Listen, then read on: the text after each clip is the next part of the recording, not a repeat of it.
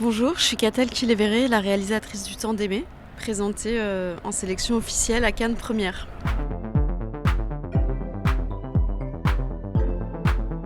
C'est d'abord l'histoire d'une jeune femme, Madeleine, qui est tondue à la Libération. On comprend qu'elle a sans doute eu une relation avec un soldat allemand. On la retrouve quelques années plus tard avec un petit garçon et elle va faire la rencontre de François. Qui est un jeune homme qui est d'un milieu beaucoup plus aisé que le sien. Ils vont aller très vite, se jeter très vite dans une histoire d'amour un peu particulière et on va comprendre progressivement ce qu'ils fuient ensemble. On va les accompagner pendant presque 20 ans dans cette histoire d'amour et de famille un peu atypique qui vont s'inventer.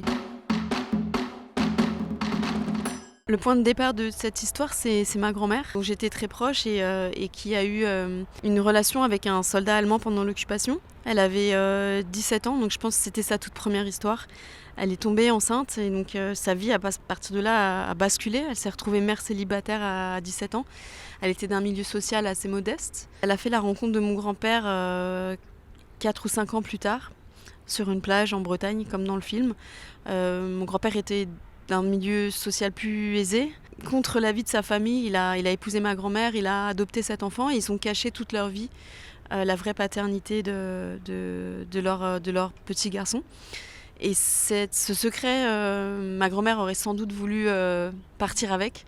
Mais voilà, on l'a découvert, elle avait déjà plus de 80 ans. Donc il y a un point de départ comme ça, très personnel au film. Après, tout le reste est vraiment fiction et s'éloigne vraiment de l'histoire de ma famille.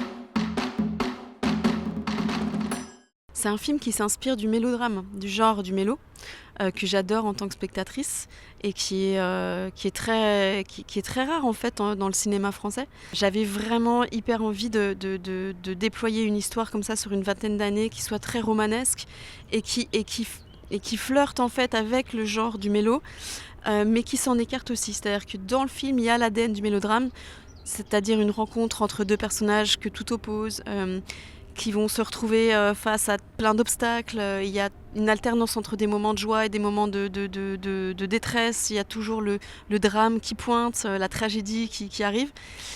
Et en même temps, il y a plein de choses qui s'éloignent complètement du genre. Parce que j'étais persuadée que pour que ce film soit réussi, il fallait qu'il soit moderne et qu'il dialogue avec le présent. Et qu'il fallait qu'il ait une forme qui rentre un peu en collision avec le classicisme du genre.